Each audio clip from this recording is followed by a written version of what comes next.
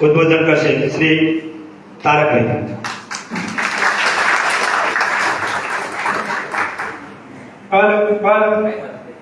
વેલનાથ બાબાની જય, વીર માંધાતા બાબાની જય, સદારામ બાબાની જય, વાદીજી મહારાજની જય.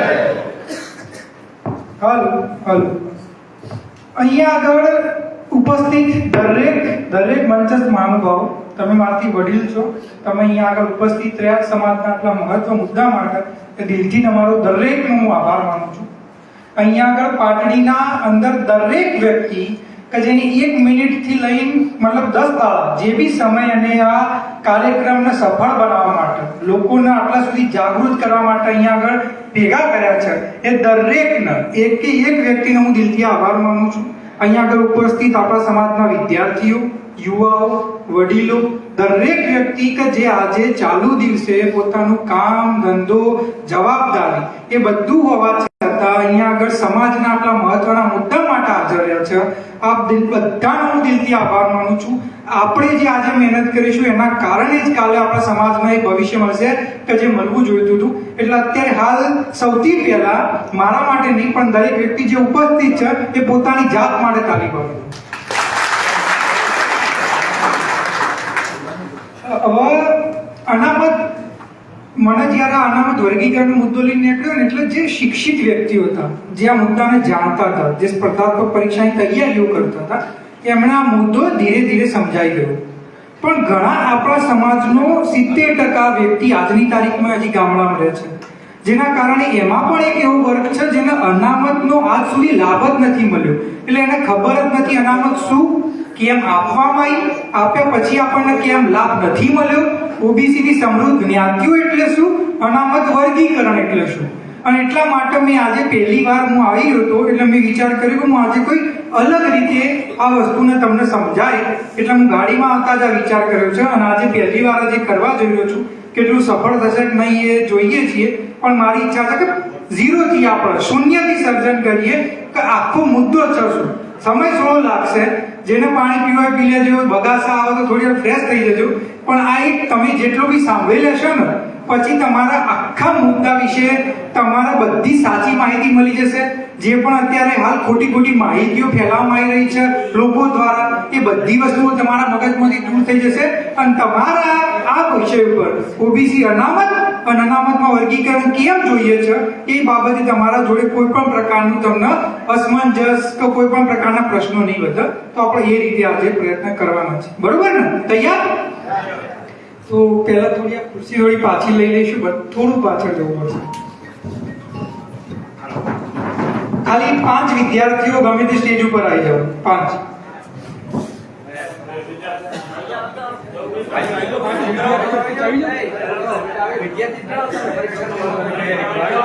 લે આવી જાઓ 5 જણા આવી જાઓ.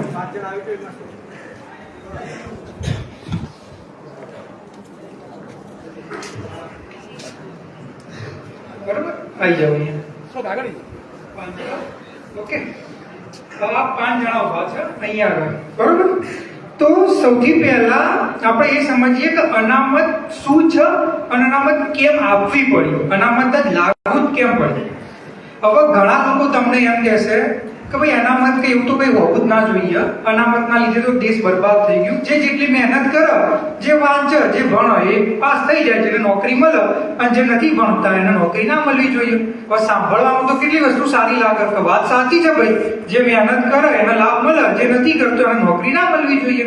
એટલે ઘણા લોકો આવી દલીલો કરે, પણ આ લોકો એ નથી સમજતા કે આપણા સમાજના અંદર જે જાતિ પ્રથા, જે વર્ણ પ્રથા હતી, જે જાતિઓના આજ સુધી જે શોષણ થયું, જે શિક્ષણ મળ્યું નથી મળ્યું, એના કારણે કઈ પરિસ્થિતિ સર્જન થઈ છે, એના કારણે અનામત આપવી પડી. ઉદાહરણ તરીકે આપણે એક ઉદાહરણ તરીકે સમજીએ છીએ. કોઈ બી પ્રશ્ન હોય, કોઈને બી કોઈ પ્રશ્ન હોય, હાથ ઊંચો કરી દેજો, હું તમને જવાબ આપીશ. બરોબર? આ એક વ્યક્તિ છે, કોને માની લો તમે કે આપણા સમાજનો એક એવો વર્ગ છે જે સૌથી સમૃદ્ધ છે, શિક્ષિત, જાગૃત અને સૌથી વધારે પૈસે ટકે સુખી હોય, સૌથી સારામાં સારું શિક્ષણ હોય. ઉદાહરણ તરીકે આપણે ગુજરાતમાં વાત કરીએ આજની તારીખમાં તો કોણ? રાજપૂત સમાજ, બ્રાહ્મણ સમાજ, જૈન સમાજ, પાટીદાર સમાજ, હવે આ સમાજો જોડે સાપેક્ષમાં બીજા સમાજની સાપેક્ષમાં સારી શિક્ષા અને પૈસે ટકે સુખી છે. આ સમાજમાં ગરીબો તો છે પણ સાપેક્ષમાં આયા સમૃદ્ધ છે. બરોબર. હવે આ સમાજ આપણે ગણી લઈએ કે દલિત સમાજ. દલિત સમાજ એક એ સમાજ હતો કે જેનું હજારો વર્ષો સુધી શોષણ થયું, હજારો વર્ષ સુધી એને શિક્ષણ ના આપવામાં આવ્યું, એને રોજગાર ના આપવામાં આવ્યું અને એના જીવનમાં આગળ આવવા માટેનું કોઈ અવસર જ ના આપવામાં આવ્યું. એના જોડે ખાલી કાળી મજૂરી કરાવવામાં આવી, એના બાળકોને શિક્ષણ પણ ના આપવામાં આવ્યું અને જેના કારણે એ બાળકો કદી જીવનમાં આગળ વધી જ નતા શક્યા. એમને એ પાયો જ નતો નખાયો કે જે આગળ વધી શકે. બરોબર. સૌથી પહેલા બીજી વસ્તુ, જે પણ લોકો અહીંયા ઉપસ્થિત હોય, જો તમે ફેસબુક, ઇન્સ્ટાગ્રામ કંઈ પણ વાપરતા હોય તો તમે લાઈવ ચાલુ કરી દેજો કે જેટલી મોટી સંખ્યામાં લોકો આ જોઈ શકે તે સુધી માહિતી પહોંચે. જો ફેસબુક, ઇન્સ્ટાગ્રામ ના વાપરતા હોય તો તમે તમારા ફોનના અંદર વિડીયો લઈ લેજો અને બીજા લોકો સુધી પહોંચાડજો, કારણ કે આ મુદ્દાના પર દરેક લોકો સુધી માહિતી પહોંચાડવાની છે. બરોબર. એ જ રીતે આ વ્યક્તિ ફોર એક્ઝામ્પલ આદિવાસી સમાજને રિપ્રેઝેન્ટ કરે. આદિવાસી સમાજ એ સમાજ કે જે વર્ષો, હજારો વર્ષોથી જંગલમાં જ રહ્યું હતું. ત્યાં આગળ જ એમનું ધંધા, રોજગાર જેવી પ્રથાઓ બધું ત્યાં જ હતું. એ કદી મુખ્ય ધારામાં આવ્યા જ નતા. ના એમના જોડે એટલું શિક્ષણ હતું અને ના એમને સામાજિક રીતે એટલો બધો આગળ વધારવામાં આવ્યો હતો. બરોબર. અને આ બે જે સમાજો છે એના વિશે આપણે પછી વાત કરીએ. હવે તમે મને એક વસ્તુ કહો, ઉદાહરણ તરીકે 5 બાળકો હોય અને 5 તમે સરખું શિક્ષણ આપો, તમે સરખું માર્ગદર્શન આપો, તમે સામાજિક સ્તર બધાનું સરખું હોય, કોઈ ઊંચું નહીં, કોઈ નીચું નહીં, આયા સરખો, પેલો સરખો, બધા સરખા, કોઈ ઊંચું નહીં, કોઈ નીચું નહીં, દરેકને સરખું શિક્ષણ મળે, દરેકને સારામાં સારું માર્ગદર્શન મળે, કોઈના જોડે કોઈ ભેદભાવ નથી થતો. અને પછી જો એમ કહેવામાં આવે કે ભાઈ જે મહેનત કરે એ પાસ થઈ જાય તો સાચી વસ્તુ. બરોબર કે નહીં? જો 5 સરખી સગવડ મળી હોય અને એમાંથી આ વ્યક્તિ હોય કે જેને સૌથી વધારે મહેનત કરીને આ પાસ થઈ ગયો, આ વ્યક્તિ મહેનત કરી પાસ થઈ ગયો, પેલા 3 રહી ગયા. બરોબર. તો બરોબર કે ભાઈ આ હવે મહેનત કરી પાસ થઈ ગયા. ઓકે. પણ આના જોડે જે સગવડ હતી એ સૌથી સારી હતી, બીજા કોકના જોડે એનથી બહુ ઓછી હતી, ત્રીજા જોડે એનથી ઓછી હતી. જો એમની સ્ટાર્ટિંગ લાઈન જ સાચી ના હોય અને પછી કોઈ તમે સ્પર્ધા કરો અને જે વધારે વાંચે લઈ જાય તો એ વસ્તુ વ્યાજબી ખરેખર.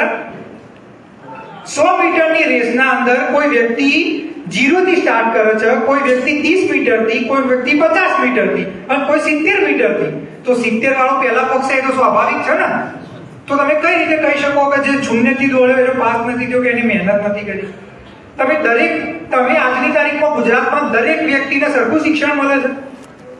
સરકારી શાળા ભણતો એને શિક્ષણ બરોબર નહીં મળે, કે જે પ્રાઇવેટમાં ભણતો છે એને શિક્ષણ સારું મળશે. અમુક સરકારીમાં સારું મળશે, અમુકમાં શિક્ષકો જ નહીં હોય.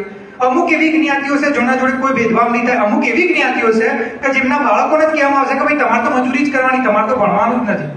બરોબર કે નહીં? એ જ બાળકો કોઈ જગ્યાએ નોકરી લેવા જશે તો એમની જ્ઞાતિ જોઈને એમને નોકરી નહીં આવે. એટલે તમે એ નથી સમજતા કે બધા બાળકો સરખી જગ્યાએ છે જ નહીં. સરખા હોય તો સ્પર્ધાની વાત થાય ને. એટલે અનામત એટલા માટે લાવવામાં આવ્યું. અનામતનો ઉદ્દેશ્ય હતો કે ભાઈ આપણી જે વર્ણ પ્રથા હતી, આપણી જે સામાજિક પરિસ્થિતિઓ હતી, જે જાતિવાદ હતો, એના કારણે જે જ્ઞાતિઓ હતી કે જેમને આજ સુધી શિક્ષણ જ ના મળી શક્યું, જે જ્ઞાતિઓ આગળ જ ના આવી શકી, એમના બાળકોને આપણે અનામત આપીએ કે જેના કારણે એમને પણ નોકરી મળે, એમને પણ આગળ શિક્ષણ મેળવી શકે. અને એટલા માટે અનામત લાવવામાં આવી હતી. અને આપણા સંવિધાનના ઘડવૈયા બાબા સાહેબ આંબેડકરે આનો પ્રાવધાન બનાવ્યો હતો અને સંવિધાનમાં મૂક્યો હતો. બરોબર. હવે આ વસ્તુ અનામત હોવી જોઈએ કે ના હોવી જોઈએ તમે જણાવો આટલું સમજ્યા પછી. બરોબર. અનામત હોવી જોઈએ કે ના હોવી જોઈએ? આ ઊંચો કરી જણાવો. બરોબર. તો અનામત હોવી જોઈએ એ વસ્તુ તો આપણે અહીંયા આગળ સાબિત કર્યું. હવે અનામતનો લાભ લોકો સુધી પહોંચે છે કે નહીં, તો એના માટે શું કરવું જોઈએ? તો જ્યારે આપણું સંવિધાન બનાવવામાં આવ્યું 1949માં, દેશ આઝાદ થયો 1947માં, 1949માં આપણા સંવિધાન અમલમાં. એ વખતે દલિત સમાજ અને આદિવાસી સમાજ એ સૌથી વધારે ખરાબ પરિસ્થિતિમાં હતા, સૌથી વધારે વિકાસથી વંચિત હતા, સૌથી વધારે એમનું શોષણ થયું હતું. અને એટલા માટે એમને અનામત આપવામાં આવી કે ભાઈ દલિત સમાજ અને આદિવાસી સમાજ એમને જે પણ સરકારી નોકરી હશે કે શિક્ષણ સંસ્થાઓ હશે તો એમના બાળકો માટે અમુક જગ્યા નક્કી કરવામાં આવશે. હવે અનામતનો મતલબ શું? અનામતનો મતલબ એક 100 જગ્યા હોય, ઉદાહરણ તરીકે કોઈ 100 જગ્યાઓ હોય તો એના અંદર દલિત સમાજ અને આદિવાસી સમાજના લોકોને અમુક ચોક્કસ જે જગ્યાઓ છે એમના માટે જ રાખવામાં આવશે, જે બીજો કોઈ નહીં લઈ શકે, એ એમના બાળકોને જ મળે, જેથી એમનો વિકાસ થઈ શકે. કેમ એવું કર્યું? કે જો એવું ના કર્યું હોય તો જે સૌથી સક્ષમ, સૌથી વધારે જે આગળ હતા, સૌથી વધારે જેના જોડે સંસાધનો હતા, એ સમાજ બધી જગ્યાઓ લઈ જોત, બીજા કોઈને તો કંઈ મળત નહીં. હવે આદિવાસી અને દલિત સમાજના તો અનામત આપી દીધું, પણ એના પછી એ બહુ માંગણી થતી હતી કે ભાઈ આદિવાસી અને દલિત સમાજ સિવાય પણ એક એવો વર્ગ છે કે જેને આજ સુધી કોઈ પ્રકારનો શિક્ષા રોજગારમાં લાભ નથી થયો અને થવો જોઈએ, અને એના માટે અનામતની માંગણી થવા માંડી. એના પછી રાજ્ય લેવલે અને કેન્દ્ર લેવલે બંને જગ્યાએ સમિતિઓની રચના થઈ, સમિતિઓએ સર્વે કર્યા કે ના ભાઈ ચલો આ એવી જ્ઞાતિઓ છે અને જેમને અનામત મળવું જોઈએ.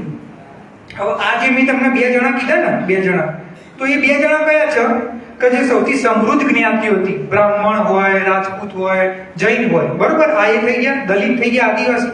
તો એના સિવાય પણ એવી જ્ઞાતિઓ હતી કે જે નાના મોટા ધંધાઓ કરતી હતી, નાના મોટા કામ કરતી હતી, પશુપાલન કરતી હતી, યા તો પછી તમે એમ કહી શકો કે જે રાજા રજવાડાના અંદર જે આપણે જે કહેવાય ને, આપણે સેના તરીકે કામ કરતા હતા, એવા બહુ લોકો હતા. તો એમના પણ એ સામાજિક શૈક્ષણિક રીતે પછાત હતા, તો એમના માટે અનામતની માંગણી થઈ. એટલે આ 2 જણા જે છે, આ 2 જણા એમને અનામત માટેની માંગણી થઈ, બરોબર? આ જ્ઞાતિઓનું નામ આપી દીધું ઓબીસી. ઓબીસી નો મતલબ સામાજિક અને શૈક્ષણિક રીતે પછાત વર્ગ, કે જે આજની તારીખમાં પછાત છે અને જેને અનામત મળવી જોઈએ, બરોબર? અનામત મતલબ શું? કે ભાઈ 100 માંથી આમના માટે 27 જગ્યાઓ બાકી આ જેમ દલિત સમાજ હતું તો એના માટે 60% જગ્યા રાખી ગુજરાતમાં, આદિવાસી સમાજ માટે 15% જગ્યાઓ રાખી, અને ઓબીસી માટે 27%, મતલબ કે 100 માંથી 27 જગ્યાઓ ખાલી અને ખાલી ઓબીસી સમાજ જ ભરી શકશે, બરોબર? આટલું ક્લિયર? હવે સમસ્યા શું થઈ? સમસ્યા એ થઈ કે સૌથી પહેલા 1978 માં આજથી 47 વર્ષ પહેલા સર્વે થયો બક્ષી કમિશન કે ભાઈ એવી કઈ જ્ઞાતિઓ છે કે જે સામાજિક શૈક્ષણિક રીતે પછાત છે અને જેમને લાભ મળવો જોઈએ અનામતનો. તો 82 જ્ઞાતિઓ એવી આવી, જેમાં આપણે હતા. 82 જ્ઞાતિઓ હતી કે જેમને અનામત મળી. હવે આજે મેં તમને 2 જ્ઞાતિઓ કીધી ને ઓબીસી, આજે આમાં એક એવી જ્ઞાતિ હતી જે ખરેખર પાછળ હતી, જેના જોડે શિક્ષણ હતી, રોજગાર નથી, અને દરેક રીતે પાછળ હતા, અને જેમના જોડે તમે એમ કહી શકો ને આગળ આવવા માટે એમને ખરેખર અનામત મળવી જોઈતી. અને એક બીજી એવી જ્ઞાતિ હતી કે જે તમે એમ કહી શકો કે આ ઓબીસી કરતા આગળ હતી, એમના જોડે શિક્ષણ સારું હતું, એમના જોડે રોજગાર સારું હતું, અને દરેક રીતે સક્ષમ હતા. और सरकारे आ ज्ञातिने अनामत आप्યું કે ભાઈ ચલો તમને 27% અનામત આપ્યું, 100 માંથી 27 જગ્યાઓ તમને મળશે, જે આપણા માટે આપી. હવે ઘણી જે સમૃદ્ધ હતી, એમને ખબર હતી કે ભાઈ અમારા જોડે શિક્ષણ સારું છે, અમારા જોડે રોજગાર સારું છે, અને અમે આગળ છીએ, બરોબર કે નહીં? અમે દરેક જગ્યાએ સ્વીકૃત છીએ, અમને લોકો અમારા જોડે જ્ઞાતિ આધારિત ભેદભાવ નથી થતો કે બહુ ઓછો થાય, પણ એમને એવું હતું કે ભાઈ અમારે અનામત તો લેવી જ છે. અને એટલા માટે એ ભાઈ થોડા આગળ હોવા છતાં સરકારમાં રજૂઆતો કરી, સરકારના અંદર કીધું કે ભાઈ અમને અનામત આપો, અને 1978 માં ખાલી આ ભાઈને અનામત આપવામાં આવી હતી, પણ એના પછી 1994 માં આ જ્ઞાતિઓ અંદર આવી ગઈ, બરોબર? અને જે 82 જ્ઞાતિઓ હતું, 82 જ્ઞાતિઓ 78 માં, એ આજે ધીમે ધીમે વધતા 2 વધી, 4 વધી, 5 વધી, આજે 2025 માં 146 જ્ઞાતિઓ આવી ગઈ. હવે તમને એક વસ્તુ તો ખબર છે, કોઈ વ્યક્તિને 2 બાળકો હોય ને તો કદાચ એમાંથી એક બાળક બહુ હોશિયાર હોય, બરોબર, અને એક બાળક એવું હોય કે કદાચ એના જેટલો હોશિયાર ના હોય કે એના જોડે એટલું મતલબ એટલી કેચઅપ શક્તિ ના હોય, બરોબર. તો 2 બાળકો જો કોઈના સરખા ના હોય તો 146 સમાજો બધા એક સરખા હોય ખરા કોઈ દિવસ? હોય? તમે પૂછો 146 અહીંયા આગળ આટલા લોકો છે, આપણે 500 1000 લોકો હશે, 1000-1500, એમાં દરેક વ્યક્તિ અલગ હશે, તો 146 જ્ઞાતિઓ 3.5 કરોડ લોકો બધા સરખા હોય ખરા કોઈ દિવસ? હવે વસ્તુ શું થઈ કે છેલ્લા 30-35 વર્ષના અંદર એટલી સરકારી ભરતીઓ આવી, કોન્સ્ટેબલની પરીક્ષા આવી, ક્લાર્કની પરીક્ષા આવી, કલેક્ટરની પરીક્ષા આવી, deputy collector, DYSP, engineering, doctor, બધાની પરીક્ષાઓ આવી. સરકારે તો અનામત આપી દીધી 27% કે ભાઈ જેથી આ 2 આમને દલિત સમાજ જે હતો એ એમની જગ્યાઓ લઈને આગળ વિકાસ થઈ રહ્યો હતો, આદિવાસી સમાજની જગ્યાઓ આદિવાસી સમાજ લઈ રહ્યો હતો. અને જે સમૃદ્ધ સમાજો હતા એટલા સક્ષમ હતા કે પોતાની રીતે મહેનત કરી, સંસાધનો હતા, મહેનત બહુ કરી, એમને ના નથી પાડતા, મહેનત કરી, પણ સાથે એમના જોડે સંસાધનો હતા, એમના જોડે કોઈ ભેદભાવ નતો થતો. બરોબર કે નહીં? જેમ કે બ્રાહ્મણ સમાજ હજારો વર્ષોથી શિક્ષા ક્ષેત્રે જ કામ કરતો હતો, એટલે શિક્ષાના ક્ષેત્રે તો એ આગળ જ હતા. બરોબર કે નહીં? વિદ્યાના ક્ષેત્રે આગળ જ હતા. એ લોકો તો એમની રીતે નોકરી લેતા જ હતા, અને આજની તારીખમાં એમની બહુ સારી નોકરીઓ છે. હવે આ જે બે જ્ઞાતિઓ હતી એમાં આર્ય પાછળ હતા. આ એવી જ્ઞાતિઓ હતી ઓબીસીમાં જે ખરેખર પાછળ હતી, જેમને નોકરી નથી મળતી, અને જે લોકો આજની તારીખમાં ભેદભાવ થતો હતો. આ સમાજના લોકો કોઈ સારી જગ્યાએ ઘર લેવા જાય ને તો આને નતા આપતા. આ સમાજના લોકો જોડે સારું શિક્ષણ નતું, આ સમાજના લોકો જોડે રોજગાર નતું, અને ખરેખર અનામત એમના માટે આપવામાં આવી. આ એવા સમાજો હતા કે જે એમના કરતા આગળ હતા, સારું શિક્ષણ હતું, સારું રોજગાર હતું, અને એમના જોડે ભેદભાવ બહુ ઓછો થતો. હવે 27% જગ્યાઓ તો બંનેના વચ્ચે આપી દીધી. હવે જે ઓબીસી ની 146 જ્ઞાતિઓ હોય ને, એટલે 50% આપણી જે ગુજરાતની ઓબીસી ની સંખ્યા હશે, 80% સંખ્યા આ જ્ઞાતિની કે જે ખરેખર પછાત છે, જેને નોકરી નથી મળી, અને 20% આ જ્ઞાતિની સંખ્યા છે કે જે સાપેક્ષમાં બહુ આગળ. હવે બહુ આગળ હતા, એમના જોડે શિક્ષણ સંસ્થાઓ આવી, એમના જોડે લાઇબ્રેરીઓ આવી, એમના જોડે અધિકારીઓ આવ્યા. હવે આ સમાજના અંદર ડેપ્યુટી કલેક્ટરે ખરા, ડીવાયએસપી ખરા, આઈએએસ ખરા, આઈપીએસ ખરા, આ લોકોના જોડે સારામાં સારી માર્ગદર્શન. આ સમાજમાં દીકરો દીકરી 8મા 10મા 12મામાં હોય ને, એમને ખબર હોય શું વાંચવું, શું ના વાંચવું, કઈ જગ્યાએ પરીક્ષા આપવું, બધું જ ખબર હોય. કેમ? કારણ કે એમના સમાજમાં અનેક લોકો પહેલાથી નોકરી કરે છે, સારામાં સારી deputy collector, DYSP, police inspector, PSI. બરાબર? હવે આ એવો સમાજ છે કે જેના સંબંધો સમૃદ્ધ, આ જે સમૃદ્ધ જ્ઞાતિઓ આપણે કીધી, ગુજરાતની સૌથી સમૃદ્ધ જ્ઞાતિઓ, એમના જોડે એમના સંબંધો ખરા. આ એ જ્ઞાતિઓ એમના જોડે ધંધોય ખરા, એમના જોડે એના રહે ખરા સોસાયટીમાં, એમના જોડે એમના બાળકો ભણાય ખરા, અને એમના જોડેથી દરેક પ્રકારના એમના સંબંધો ખરા. અને આ જે જ્ઞાતિઓ છે એ આજની તારીખના અંદર આમના જોડે એટલે નથી પહોંચી શકી, કારણ કે આ જ્ઞાતિઓ જ્યારે આ સોસાયટીમાં ઘર લેવા જાય તો ઘરે નહીં મળે, આ જ્ઞાતિઓ જોડે એટલી સગવડે નથી, અને આ જ્ઞાતિ જોડે એવી માર્ગદર્શન આપવા વાળા લોકો જ નથી, કે જેથી એમના બાળકો જોડે કોઈ માર્ગદર્શન જ નથી હોતું, શું વાંચું શું ના વાંચું. હવે આ બે જણા છે, આ 80% સંખ્યા, આ 20% સંખ્યા, જ્યારે પરીક્ષા આવે એટલે આ વ્યક્તિ 80% સીટો લઈ જાય, અને આ વ્યક્તિ ખાલી 20% સીટો લે. એટલે લોકો શું કે ખબર કે ભાઈ આ જ્ઞાતિઓ આપણા આગેવાનો, નેતાઓ, શિક્ષિત વર્ગ એમને એવું ચાલુ કરી દીધું કે ભાઈ આ લોકો બહુ મહેનત કરે છે એટલે પાસ થાય છે, અને આપણી જ્ઞાતિઓ મહેનત નથી કરતી એટલે ન પાસ થાય છે. આવું આપણે શીખવાડી દીધું કે ભાઈ ઠાકોર, કોળી, દેવી પૂજકને તો ભણવામાં રસ જ નહીં, તો રખડેલી, એમને તો ભણવું જ નહીં હતું, અને આપણામાં એકતા નહીં. આપણને આવું શીખવાડ કર્યું, અને અમને એમ કીધું કે ભાઈ આ તો રાત દિવસ વાંચે, લાઇબ્રેરીમાં વાંચે, સવારે દોડવા જાય છે એટલે પાસ થાય છે.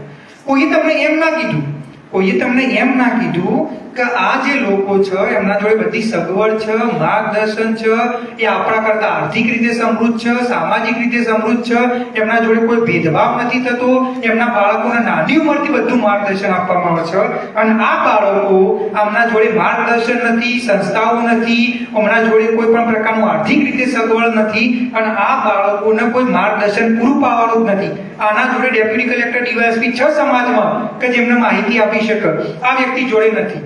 હવે તમે મને કહો કે આ વ્યક્તિ પાસ થઈ જાય છે અને આ વ્યક્તિ નથી પાસ થતો, એનો મતલબ કે આ મહેનત નથી કરતો, થાય ખરા? જવાબ આપો. થાય? આજે અહીંયા આગળ જે દીકરાઓ બેઠા છે કે જે કોન્સ્ટેબલની પરીક્ષામાં દોડતા હતા સવારે 5 વાગે ઉઠીને, એરા દોડો, એ દોડ્યું ના કહેવાય, પણ જે લોકો પાસ થઈ જાય સમૃદ્ધ વાળા, એ દોડે એટલે એને મહેનત કરી. તમને કોઈએ એમ ના સમજાયું, આપણી ભૂલો કાઢવા મળે કે ઠાકોર કોળી ભણતા નથી.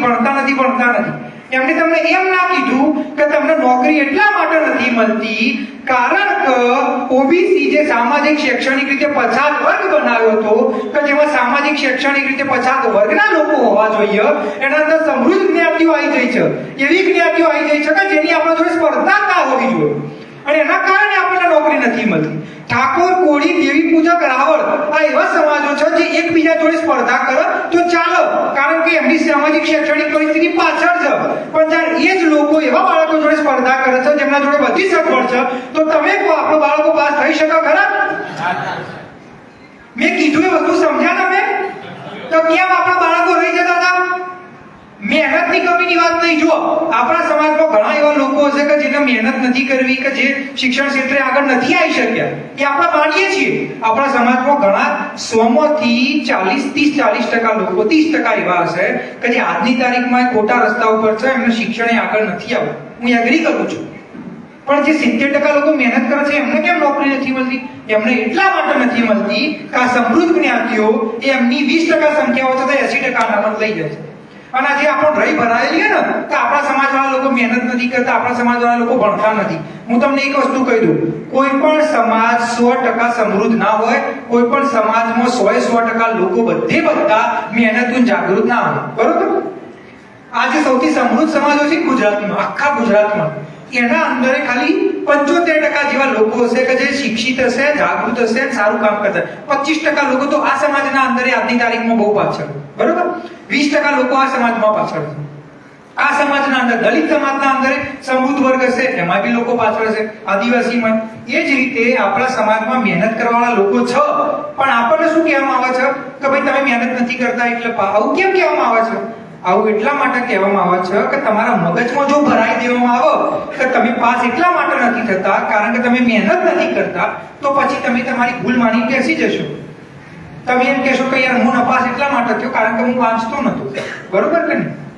પણ જો તમે એમ પ્રશ્ન પૂછો કે ભાઈ તું આટલો સક્ષમ છે તો તું અમારા જોડે શું સ્પર્ધા કરી રહ્યો છે, તો એ તમને એમ કહેશે કે ભાઈ તમારે મહેનત નથી કરી. મહેનત કરવા માટે તૈયાર છીએ. સમસ્યા એ છે કે તમારા જોડે અમારી સ્પર્ધા થવી જ ના જોઈએ અને તમે અમારા જોડે ઓબીસીમાં હોવા જ ના જોઈએ. શું કીધું? બરોબર કે નહીં?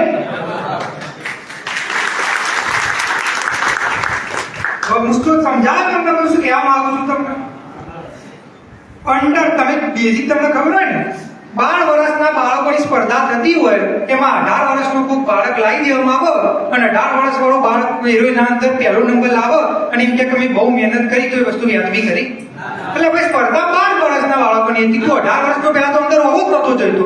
એ જ રીતે આપણી સ્પર્ધા 12 વર્ષની હોય અને 18 વાળો આવી જાય અને કે હું મહેનત કરી પાસ થઈ જાઉં, તમે મહેનત નહીં કરતા, એટલે ભાઈ 12 વર્ષ વાળો 18 વર્ષ વાળાની સ્પર્ધામાં તમે જ પાસ થો, એ તો સ્વાભાવિક વસ્તુ. એમાં તમે કઈ ધાર નથી મારી હતી અને મેં મહેનત નથી કરી એવું એ નથી.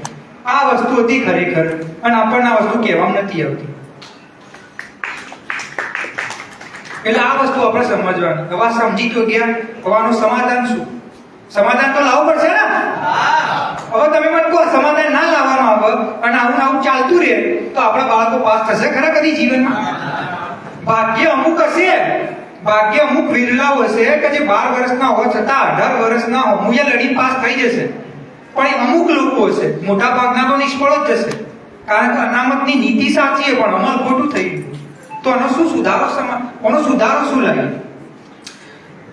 આનો સુધારો એ છે કે તમે મારી વાત ના માનો, સુપ્રીમ કોર્ટ, આખા ભારતની જે સુપ્રીમ કોર્ટ હોય, માનનીય સુપ્રીમ કોર્ટ, એમને 1993માં એવું કહ્યું કે ભાઈ ઓબીસીમાં 146 જ્ઞાતિઓ આવે છે તો બધી સરખી ના હોય. અમુક જ્ઞાતિઓ બહુ જ હોશિયાર, બહુ જ આગળ હોય સામાજિક શૈક્ષણિક રીતે, અમુક જ્ઞાતિઓ બહુ પાછળ હોય. જો તમે બંનેમાં સ્પર્ધા ચાલુ જ રાખશો તો પેલા પાસ થશે અને પાસ થશે. તો આનું સમાધાન એમને કીધું ઓબીસી અનામતમાં વર્ગીકરણ. વર્ગીકરણનો મતલબ એ કે ભાઈ 27% અનામત તમે હાલ આપો છો આ બે જણા વચ્ચે, એટલે આ લોકો સમૃદ્ધ હોવાના કારણે, જો આ લોકો મહેનત નથી કરતા, હું એમ નહીં કહેતો, આ મહેનત કરે છે, આ લોકો પ્રયત્ન કરે છે અને આ આપણા લોકોના વિરુદ્ધમાં નથી. આપણા સંસ્કાર, આપણું શિક્ષણ અને આપણી એવી, તમે એમ કહી શકો ને, આપણી માનસિકતા નથી કે આપણે કોઈ જ્ઞાતિનો વિરોધ કરી અને આપણે કોઈના વિરોધમાં નથી. આ લોકો અત્યાર સુધીમાં લાભ લીધો, આપણે એમનાથી કોઈ જ વાંધો નથી ને આપણે કોઈના વિરોધમાં છે. આપણે ખાલી એમ કહી રહ્યા છીએ કે ભાઈ આપણા બે વચ્ચે સ્પર્ધા ના થવી જોઈએ કારણ કે 27% અનામત આપતા હતા તો આ જ્ઞાતિઓ 20% આપતી, પણ એ 27 માંથી 22 સીટો લઈ જતી, 22 થી 23, અને આ જ્ઞાતિઓ 120 જેટલી હતી અને આ ખાલી 4 થી 5 સીટો લેતી હતી. બરોબર? 20 જ્ઞાતિઓ 22 થી 23 સીટો અને 120 જ્ઞાતિઓ 3 થી 4 સીટો. બરોબર? આ અત્યાર સુધી ચાલતું હોય, છેલ્લા 30 વર્ષ સુધી ચાલતું હોય. એટલે આપણે એમ માગણી કરી રહ્યા છીએ અને જે સુપ્રીમ કોર્ટે કહ્યું છે, સુપ્રીમ કોર્ટે એમ કહ્યું કે આ જ્ઞાતિઓની સંખ્યા 20% છે, 27 ના 20% એટલે 5%. એક કામ કરો, તમે આમને 5% અલગ અનામત આપી દો અને આમને 22% આપી દો. હવે આનાથી થશે શું કે આ લોકો અનામતના બહાર જવાના નથી, આપણે અમને નીકાળવાની માંગણી કરી રહ્યા છીએ. આપણે એમ કરી રહ્યા છીએ કે ભાઈ આ સમાજના જે ગરીબ લોકો હોય એમના માટે અનામત હોવું જોઈએ, અમને 5% આપી દો કે જેથી એમના બાળકો પાસ થાય. પણ આ જ્ઞાતિઓ માટે તમે 22% આપી દો. હવે આનાથી થશે શું કે જે ઠાકોર, કોળી, દેવી પૂજક, રાવણ, નટ, નાઈ, મોચી, વાસફોડિયા, વાદી એવી જ્ઞાતિઓ જેમના આજ સુધી સારામાં સારી સરકારી નોકરી જ નથી મળી કે સારામાં સારું શિક્ષણ જ નથી મળ્યું, એ એકબીજા જોડે સ્પર્ધા કરશે અને એ સ્પર્ધાના કારણે આ જ્ઞાતિઓના બાળકો પાસ થશે અને આ જ્ઞાતિઓના બાળકો જે આજની તારીખના અંદર સારી નોકરી કરી રહ્યા છે એના જગ્યાએ 5 થી 10 ગણા લોકો પાસ થશે. 5 થી 10 ગણા આ વસ્તુ અમલમાં આવશે. એના પછી 22 સીટો આમને મળશે કે જે પહેલા ખાલી અને ખાલી 4 મળતી હતી, 4 ની 22 એટલે સીધો 5 થી 6 ગણો. એનો મતલબ એ કે આપણા સમાજના તમને ડેપ્યુટી કલેક્ટર જોવા મળશે, ડીવાયએસપી જોવા મળશે, કલેક્ટરો જોવા મળશે, અધિકારીઓ ક્લાસ 1 સિંચાઈ વિભાગ, ખેતી વિભાગ, પાણી વિભાગ, ઉર્જા વિભાગ, દરેક વિભાગમાં તમને એમબીબીએસ, એમડી ડોક્ટરો જોવા મળશે, એન્જિનિયરો જોવા મળશે. છેલ્લા 75 વર્ષમાં જેટલા લોકો નોકરી નથી લાગ્યા એટલા તમને આવતા 5 વર્ષમાં જોવા મળશે. આનો મતલબ થાય વર્ગીકરણ. ખબર પડી? હવે વર્ગીકરણ થવું જોઈએ કે ના થવું જોઈએ? બરોબર. હવે આ જે મેં વર્ગીકરણની માંગણી કરી આ વસ્તુ તમને જાણીને આશ્ચર્ય થશે કે ભારતમાં આજની તારીખમાં 11 રાજ્યોમાં પહેલાથી જ અમલમાં છે. 11 રાજ્યો આના અમલમાં મૂકી દીધું. ભાજપ જેની ગુજરાતમાં સરકાર છે, કેન્દ્રમાં સરકાર છે, તો એને બિહાર, હરિયાણા, રાજસ્થાન, મહારાષ્ટ્ર, આંધ્રપ્રદેશમાં અમલમાં મૂકી દીધું. કોંગ્રેસ કે જે અહીંયા મુખ્ય વિપક્ષ દળ છે અને કોંગ્રેસ કે જે ભારતમાં કેન્દ્રમાં મુખ્ય વિપક્ષ દળ એની તેલંગાણા, કર્ણાટકમાં સરકાર એને અમલમાં મૂકી દીધું. બરોબર કે નહીં? તો હું એ જ કહેવા માંગુ છું કે ગુજરાત ભારતનો ભાગ છે કે નહીં? તો ભાઈ ગુજરાતમાં કેમ અમલમાં ના આવો? શું આપણા બાળકોને જરૂર નહીં રોજગારની? તો આપણે એ જ માંગણી કરી રહ્યા છે કે ભાઈ સુપ્રીમ કોર્ટે હા પાડી દીધી. બરોબર, સુપ્રીમ કોર્ટે હા પાડી દીધી. એના પછી તમે બીજા રાજ્યોમાં અમલમાં મૂકી દીધું. તો ભાઈ ગુજરાતમાં કેમ નથી મૂકતા? ગુજરાતમાં મૂકો. આપણે એ જ માંગણી કરવા માટે આવ્યા છીએ. અને ગુજરાતમાં મૂકવાથી શું ફાયદો થશે હું તમને એ સમજાવું. થોડા દિવસ પહેલા કોન્સ્ટેબલની પરીક્ષા લેવાઈ. 200 માર્ક્સનું પેપર હતું. કેટલા માર્ક્સનું? 200. એના અંદર જે સૌથી સમૃદ્ધ જ્ઞાતિ હોય જેને આપણે જનરલ કેટેગરી કહીએ છીએ એમના બાળકોને જો નોકરી લેવી હોય તો 200 માંથી 120 માર્ક્સ લાવવા પડે. 120. બરોબર? એમના જોડે સગવડો સંસાધનો એમના બાળકોને 120 માર્ક્સ. હવે જે દલિત સમાજના બાળકો હતા એમના માટે માર્ક્સ હતા, મને ચોક્કસ યાદ નથી, 94 માર્ક્સ. એમને 94 માર્ક્સ લાવવા. પછી આદિવાસી સમાજ માટે કેટલા? 95 થી 95 માર્ક્સ એટલા આદિવાસી સમાજ માટે માર્ક્સ. બરોબર? ઓબીસી સમાજ માટે પાસ થવા માટે માર્ક્સ હતા 109.75. બરોબર? હવે આના અંદર વસ્તુ વિચારવા જેવી એ છે કે પાટીદાર સમાજ કે જે સમૃદ્ધ સમાજ જનરલમાં આવતો હતો એમને એમ કહ્યું કે ભાઈ અમારા સમાજ પાટીદાર હોય તો અમારા સમાજના અંદર અમે પૈસે ટકે સુખી કરે, અમારું શિક્ષણ સારું, પણ અમારા સમાજમાં ઘણા ગરીબ લોકો હશે કે જેમને અનામત મળવી જોઈએ. એમને માંગણી કરી. એમને ગુજરાતના અંદર જન આંદોલન કર્યું, જીએમડીસી ગ્રાઉન્ડ ભરી કાઢ્યું, લાખો 10 લાખ લોકો ભેગા થયા અને ગુજરાત આખું ગુંજવી કાઢ્યું અને સરકાર મજબૂર થઈ ગઈ અને સરકારે 10% અનામત આપ્યું. 10% કોને અનામત આપ્યું? તો પાટીદાર સમાજને નહીં. 69 જ્ઞાતિઓ, પાટીદાર, બ્રાહ્મણ, જૈન, વાણિયા, આ જે જ્ઞાતિઓ હતી એમના ગરીબ લોકોનો, આ જ્ઞાતિઓમાં જે ગરીબ હોય એમને 10% અનામત આપ્યું. બરોબર? કેમ આપ્યું? તો તમારે એ સમજવાનું કે આપણે લોકશાહીમાં રહીએ છીએ. લોકશાહીનો મતલબ એ કે સત્તા હોય ને એ ધારાસભ્ય સાંસદ જોડે ના હોય. લોકશાહીમાં સત્તા મુખ્યમંત્રી પ્રધાનમંત્રી જોડે ના હોય. લોકશાહીમાં સત્તા તમારા મારા જેવા લોકો જોડે હોય. આપણે એમને વોટ આપીને આપણે એમને ત્યાં મૂકી રહ્યા છીએ. સત્તા તમારા જોડે હોય. એટલે તમે જો એક અવાજ થઈ અને માંગણી કરો તો સરકારને તમારી વાત માનવી જ પડે. આપણે એમના જોડે નથી જતા કે તમે અમારો સાહેબ મત લઈ લો. એ આપણા જોડે હાથ જોડીને આવી છે કે અમને મત આપો. બરોબર ને? તો એ મત લેવા આવી આપણા જોડે. આપણે આપણા મતનું બધું દાન કરીએ છીએ, મતદાન, અને એમને જીતાડીએ છીએ, એમને ધારાસભ્ય, સાંસદ, મંત્રી, મુખ્યમંત્રી, પ્રધાનમંત્રી બનાવીએ છીએ. એટલા માટે એ આપણું કામ કરવા માટે તો બેઠા છે. આપણે જો એક અવાજથી બોલીશું તો એમને કરવું જ પડશે, અને નહીં કરી તો ઘર ભેગા થઈ જશે. પાટીદાર સમાજે જળસંખ્યા બતાવી, એમને જન આંદોલન કર્યો, સરકારને ઝૂકવું પડ્યું, અનામત આપી. બરોબર, એમને અનામત આપી. આપણે 100% એગ્રી કે ભાઈ એમના પાટીદાર છે, એનો મતલબ એ તો નહીં કે એમાં ગરીબ નહીં હોય, બ્રાહ્મણમાં ગરીબ નહીં હોય, જૈનમાં ગરીબ નહીં હોય. એમના ગરીબ લોકોને અનામત મળવી જોઈએ. આપણે એના અંદર કોઈ પ્રકારનો 1 રૂપિયાનો વાંધો નથી. અનામત મળવાથી ઈડબ્લ્યુએસ આર્થિક રીતે જે સક્ષમ જ્ઞાતિ ના હોય એમને અનામત મળી. હવે એમના બાળકો પાટીદાર, બ્રાહ્મણ, જૈન, રાજપૂત, એમના જે ગરીબ વર્ગના બાળકો હોય એ કેટલા માર્ક્સે પાસ થયા ખબર? 95 માર્ક્સે, 94.50. 120 પાટીદાર, બ્રાહ્મણ, જૈન, રાજપૂતનો જે આર્થિક રીતે સમૃદ્ધ બાળક હોય એ 120 પાસ થાય, અને આર્થિક રીતે સક્ષમ ના હોય એ 94.50 માર્ક્સે પાસ થાય. બરોબર, 25 માર્ક્સ ઓછા. હવે આ એવી પરીક્ષાઓની આપણે વાત કરીએ છીએ કે જ્યાં અડધો માર્ક્સ હોય ને, અડધો માર્ક્સ, એમાં 1000 બાળકો આવી જાય. 109.75 માર્ક્સે પાસ થવાનું હોય ને, 109.70 આવે ને તોય તમે નપાસ થો.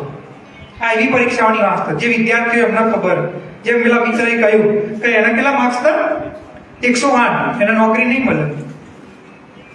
બરોબર, તો એમને મળે 94.50 માર્ક્સે પાસ થાય છે.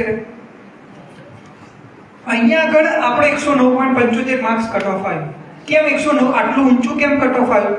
આપણા બાળકો તો આ જે બાળકો છે એ તો મોટા ભાગે 100, 102, 104, 105, 107, 108 માર્ક્સ લાવે છે. કેમ કે એમના જોડે સંસાધનો નથી, માર્ગદર્શન નથી, આર્થિક રીતે સમૃદ્ધ નથી, એમના જોડે પરિસ્થિતિ જ નથી કે વધારે એટલું બધું તૈયાર. અને આ જે જ્ઞાતિઓ છે કે જેમના જોડે બધી માર્ગદર્શન, એ સમૃદ્ધ છે, અધિકારીઓ છે, આમના બાળકો 109.75 લાઈન પાસ થઈ જાય. આ એવા લોકો છે કે જે ઓબીસી માં પાસ થાય અને જનરલ કેટેગરીની સીટો હોય એ પાસ થઈ શકવા માટે સક્ષમ છે. બરોબર કે? તો હવે ઉદાહરણ તરીકે એમના 94.50 માર્ક્સે પાસ થાય એનો વાંધો નહીં, પણ આપણો 109 માર્ક્સ લાઈન નપાસ થાય એનો તો વાંધો હોવો જોઈએ ના હોવો જોઈએ. હવે ઓબીસી અનામત વર્ગીકરણથી શું થશે કે ઉદાહરણ તરીકે 27 સીટો આવતી હતી, તો અત્યારે તો બે વચ્ચે ભાગલા નતા પાડેલા, બધી 27 જે લઈ જાય, 27 માંથી 5 આના આપી દેશે અને 22 આમના આપી દેશે. એટલે ઓબીસી ના 2 કટ ઓફ આવશે. ઓબીસી માં 2 આ કહેવાશે ઓબીસી પછાત જ્ઞાતિઓ, આ ઓબીસી ની અતિ પછાત જ્ઞાતિઓ. ઓબીસી ની પછાત જ્ઞાતિઓનો પાસ થવા માટે 109.75 માર્ક્સ જોશે. કેટલા? 109.75. અને આ જ્ઞાતિઓ જે ઓબીસી ના અંદર વિકાસથી વંચિત છે, અતિ પછાત છે, એમને પાસ થવા માટે જોશે લગભગ 85 માર્ક્સ. 109.75 અને 85 મતલબ 25 માર્ક્સ ઓછા માર્ક્સે આપણા દીકરા દીકરીઓ પાસ થશે. 25 માર્ક્સ. અને આ કોન્સ્ટેબલ માટે નથી, કોન્સ્ટેબલ, તલાટી, ક્લાર્ક, ક્લાસ 1 2, તમારી કોઈ પણ શિક્ષણ વિભાગ હોય, તમારી ટેટ ટાટની પરીક્ષા હોય, તમારી એએમસીની પરીક્ષા હોય, તમારી કોઈ બી કોર્પોરેશનની પરીક્ષા હોય, તમે કોઈ પણ તમે સ્વાસ્થ્ય વિભાગની પરીક્ષા આપો, દરેક જગ્યા ઉપર એટલું કટ ઓફ ઓછું આવશે આપણું. બીજી વસ્તુ, આ તો આપણે સરકારી પરીક્ષાઓની વાત કરી. તમે જ્યારે 12મા ધોરણમાં ભણો ને, 12મા ધોરણ પછી કોલેજમાં એડમિશન લેવા જઈએ, તો આપણો ઉદ્દેશ શું હોય કે ભાઈ સૌથી સારામાં સારી કોલેજમાં એડમિશન લઈએ. પછી એમબીબીએસ કરીને ડોક્ટર બનવું હોય, એન્જિનિયર બનવું હોય કે કંઈ પણ, તો સારામાં સારી કોલેજમાં એડમિશન લઈએ. બરોબર કે નહીં? હવે એમાં એ થાય છે, જે સારામાં સારી કોલેજની વાત કરીએ તો એમાં આ જે હોય ને એ 27 માંથી 20 થી 22 સીટો આયરા લઈએ, એટલે આપણા ભાગમાં આવે 5 થી 6 સીટો. બરોબર કે નહીં? હવે આના લીધે શું સમસ્યા થાય છે? આના લીધે સમસ્યા એ થાય છે કે જે આપણા દીકરા દીકરીઓ કે જેમને સારામાં સારી કોલેજમાં એડમિશન મળવું જોઈતું હતું, આપણા દીકરા દીકરીઓ કે જે એમબીબીએસ બનવા જોઈતા, હવે આનામાં કેપેસિટી હતી કે આનો ડોક્ટર બનવું, પણ ડોક્ટરમાં એડમિશન નહીં મળે. અને એના કેમ નહીં મળે? કારણ કે ડોક્ટરની સીટો તો મેક્સિમમ અમને ભરી નાખે. તો આને કઈ સીટ મળશે? આને મળશે કે ભાઈ તમે ફાર્મસી કરી લો, તમે ડેન્ટલ કરી લો, તમે આયુર્વેદિક કરી લો, પણ આ એમબીબીએસ નહીં કરી શકો.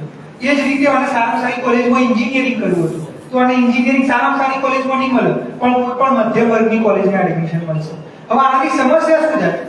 હવે આ વ્યક્તિ અને જો ગવર્નમેન્ટ કોલેજમાં MBBS માં એડમિશન મળ્યું હોય તો ડોક્ટર બનવા માટે વર્ષની ફી હોય 50,000 રૂપિયા. 50,000.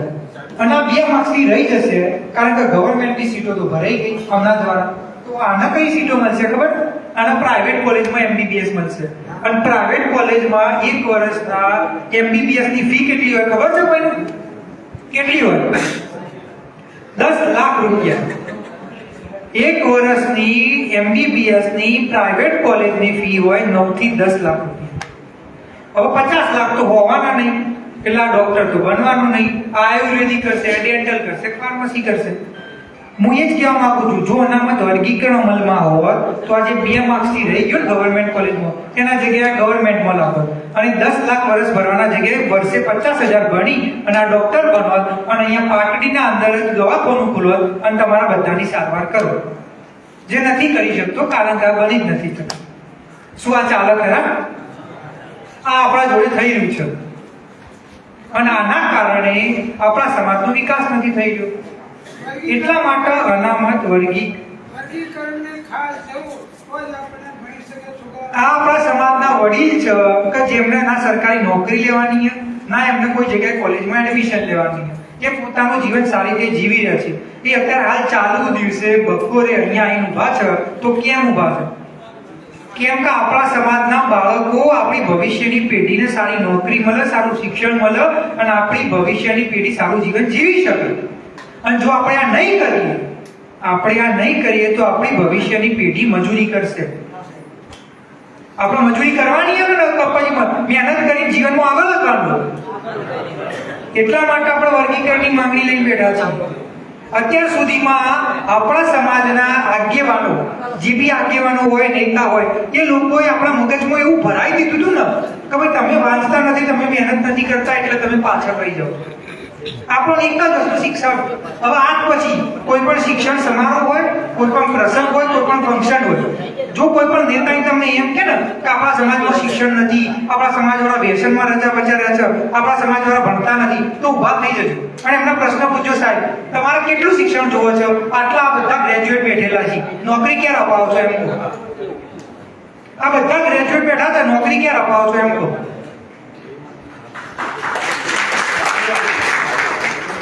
બીજી વસ્તુ એરા એમ કેમ વ્યસન? તમારે એક જ જવાબ આપવાનો કે સાહેબ વ્યસન એકલા આપણા સમાજમાં નથી, વ્યસન દરેક સમાજમાં છે. દરેક સમાજમાં વ્યસન હોય. એવો કોઈ સમાજ જોયો જેમાં વ્યસન નહીં જોયું આ બધી? તમે કોઈમાં ઓછું હશે, કોઈમાં વધારે હશે, દરેકમાં વ્યસન તો હશે જ ને. આપણા સમાજમાં વ્યસન એટલા માટે વધારે છે કારણ કે આપણા સમાજના દીકરા દીકરીઓ એ ભણ્યા પછી અમને નોકરી નથી મળતી. જો તમે ભણો, તમે સારું ભણે, તમને સારી નોકરી મળી જાય, તમારું જીવન સારું ચાલતું હોય તો તમે વ્યસનના રવાડે ચડો જ નહીં. પણ જ્યારે તમે નવરા બેઠા હોય, કોઈ નોકરી ના હોય, કોઈ ધંધો ના હોય, કંઈ કરવા માટે ના હોય, એટલે પાનના ગલ્લે બેઠા બેઠા, ગામડા કોઈ જગ્યા બેઠા બેઠા તમે વ્યસન કરો. એટલે વ્યસનનું સમાધાન લાવવું હોય તો શિક્ષા આપી જાઓ. તમે 2 છોકરા લઈ લો, એક છોકરો એવો લો કે જે ભણતો નથી, જેના જોડે નોકરી નથી, જેના જોડે કંઈ નથી અને નવરો બેહી રહ્યો, તો એ 100% ગામના ગલ્લે જશે, સિગરેટ પીશે, બીડી પીશે, દારૂ પીશે અને ખોટા રવાડે ચડી જશે. અને તમે કોઈ એવો દીકરો લઈ લો કે જે 12મા ધોરણ પછી સ્નાતક થયો અને સ્નાતક થયા પછી એને સારી નોકરી લાગી ગઈ. જે સારી નોકરી લાગી ગયો છે ને એ સવારે 9 વાગે નહીં ધોઈને તૈયાર થઈ જશે, 10 વાગે નોકરી જતો રહેશે અને સાંજે 6-7 વાગે આવશે. એના જોડે વ્યસન કરવાનો સમય ક્યાં હશે? મને એમ કહો. નવરા બેસી લો, તારા બધા ધંધા ઉજવ. જ્યારે તમારા જોડે કંઈ કરવા માટે હોય તો તમે વ્યસન કરો ખરા? તો આપણે એ જ કહેવા માંગીએ છીએ કે આપણા બાળકોને તમે રોજગાર આપો કે જેથી એના ખોટા રવાડે ચડે જ નહીં. અને ખોટા રવાડા ચડવા માટે એ બંધ થાય એના માટે અનામત વર્ગીકરણ જરૂરી છે અને એટલા માટે આ વસ્તુ જરૂરી છે. બાકી આપણે ગમે તેટલું બોલે જશું કે ભાઈ આ લોકોને તમે વ્યસનબંધી કરાવો, દારૂ છોડાવો, સિગરેટ છોડાવો, કદી કંઈ છૂટવાનું નથી. કારણ કે નવરો પેટો 2 દાડા છોડશે ને, ત્રીજા દાડા નવરો પેટો એ જ કરશે. પણ જ્યારે એ જ વ્યક્તિને તમે નોકરી આપી દેશો ને તો એનો એ વ્યક્તિ, ઉદાહરણ હું તમને એક ઉદાહરણ આપું. અહીંયા આગળ જે લોકો કામ કરતા હોય કે કોઈ બી નાનો મોટો કામ ધંધો કરતા, મજૂરી કરતા, જે મને કહ્યું અહીંયા ખારા ઘોડા કામ છે, મોટા ભાગના લોકો ત્યાં આગળ કામ કરતા હોય, બરાબર, મીઠાનું નામ. તમે મહિને કોઈ 10,000 કમાય, કોઈ 12,000 કમાય, કોઈ 15,000 કમાય, કોઈ 20,000. આટલા પૈસામાં ઘર ચાલે ખરા કોઈ આજના જમાનામાં? હવે એ વિચારો કે આટલું કમાતું હોય, કઈ જીવનમાં કોઈ ધ્યેય હોય ના હોય, એટલે શું કરે? જ્યારે જોવા મળે ત્યારે કોઈ વ્યસનના રવાડે ચડી. હવે આજની તારીખમાં આજની તારીખના અંદર તમે કોઈ સારી જગ્યાએ અભ્યાસ કર્યો અને સારી જગ્યાએ નોકરી મળો ને, તો તમને મિનિમમ મહિને 50-60 હજાર રૂપિયા પગાર મળે. 50-60 હજાર પગાર હોય તો તમારા જીવનમાં કેટલી શાંતિ હોય? તમારે બીજા કોઈ ખોટી વસ્તુ કરવાની જરૂર ખરા પડે જીવનમાં? તો આ નોકરીનો એ જ ઉદ્દેશ છે. હવે ખાલી ટૂંકના અંદર પેલા તો સમય લીધો છે, કોઈ કંટાળી તો નહીં ગયા, ખાલી જણાવજો તો આપણે એટલી જલ્દી બતાવી દઈએ. 10 મિનિટના અંદર હું તમને હવે આગળ શું કરવું આપણે એની વાત કરીએ. જો અનામત જરૂરી છે કે નહીં? હાથ ઊંચો કરી જણાવો. બરોબર? અનામતનું વર્ગીકરણ થવું જોઈએ કે નહીં? બરોબર? તો હવે કઈ રીતે થશે આપણે એની વિશે વાત કરીએ. જો આજની તારીખના અંદર 2 પ્રકારના લોકો છે.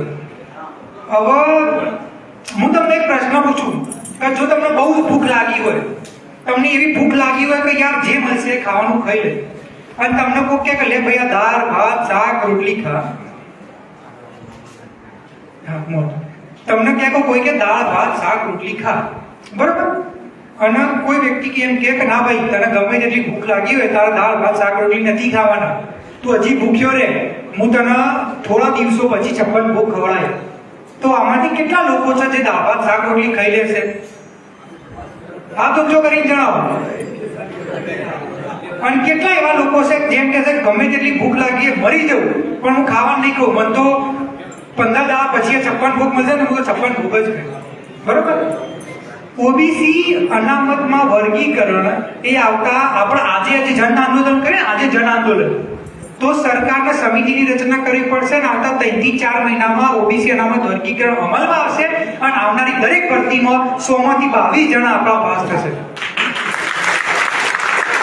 બરોબર? જાતિ, હવે ઘણા લોકો શું કહે કે તમે જાતિ આધારિત વસ્તી ગણતરી કરાવો અને પછી અનામતમાં વધારો કરાવો 54% અને પછી વર્ગીકરણ કરાવો. હું તમને સ્પષ્ટતા કરી દઉં. જાતિ આધારિત વસ્તી ગણતરી છેલ્લા 1931માં થઈ હતી, આજ સુધી થઈ નથી.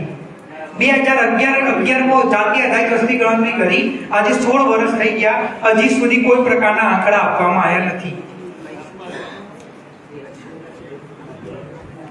5 મિનિટનું લે પછી આપણે આવેદન પત્ર આપવાનું છે મામલતદારશ્રીને. એટલા માટે જાતિ આધારિત વસ્તી ગણતરી 2027માં ચાલુ થશે, એના આંકડા આવશે, એના આંકડા આવ્યા પછી અનામતમાં વધારો થશે કે નહીં એ કોઈ ખબર નથી. વધારો અમલમાં આવશે, માનનીય સુપ્રીમ કોર્ટ માન્ય રાખશે, આ બધી વસ્તુ આવતા 5 થી 10 વર્ષ લેશે. બરોબર કે નહીં? અને હવે હું એમ કર્યો છું કે તમે આજે જાતિ આધારિત વસ્તી ગણતરી કરાવો, અનામતના 2 ભાગ પાડી કાઢો, 22 અને 5. બરોબર?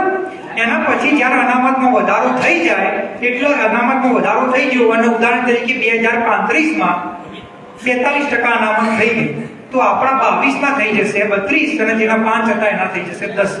એટલા માટે હું એમ કહી રહ્યો છું કે જે વસ્તુ આજે મળતી હોય લઈ લો અને એના પછી જાતિ આધારિત વસ્તી ગણતરી અને અનામતના વધારાની માંગણી ચાલુ રાખો. પણ જો આજે આપણે અનામતનો લાભ નહીં લઈએ અને અનામતના વધારા માટેની માંગણી ચાલુ રાખીશું તો આવતા 10 વર્ષમાં આપણા સમાજના બાળકો જે આજે નોકરી મેળવવા જતા એ ગયડા થઈ જશે અને એમને નોકરી નહીં મળે. એટલા માટે આપણે સાચા રસ્તે આગળ વધવું જોઈએ. હવે આ વસ્તુ સાંભળ્યા પછી મને એક વસ્તુ હું કહી દઉં કે આજની તારીખના અંદર ઓબીસી અનામત વર્ગીકરણ કરવા માટે કેટલા લોકો આપણા સાથે છે. અને તમને એક જ વસ્તુ કહેવા માંગુ છું, ગમે તે થઈ જાય ગુજરાતમાં ઓબીસી અનામત વર્ગીકરણ આપણે કરાઈને જ રહીશું અને ત્યાં સુધી આપણે શાંત નથી થવાના. આ બધા અહીંયા આવ્યા, શાંતિથી આ મુદ્દાને સમજ્યા એ બધા દિલથી આભાર માનું છું. હવે તમારે મુદ્દાને કમ્પ્લીટ ક્લેરિટી આવી છે. કોઈને કોઈ પ્રશ્ન ખરો? તમારા કોઈ બી પ્રશ્ન હોય તો જવાબ આપવા હું બેઠો છું, પણ હવે આ લક્ષ્ય લઈને આપણે આગળ વધવાનું છે. જય માતાજી.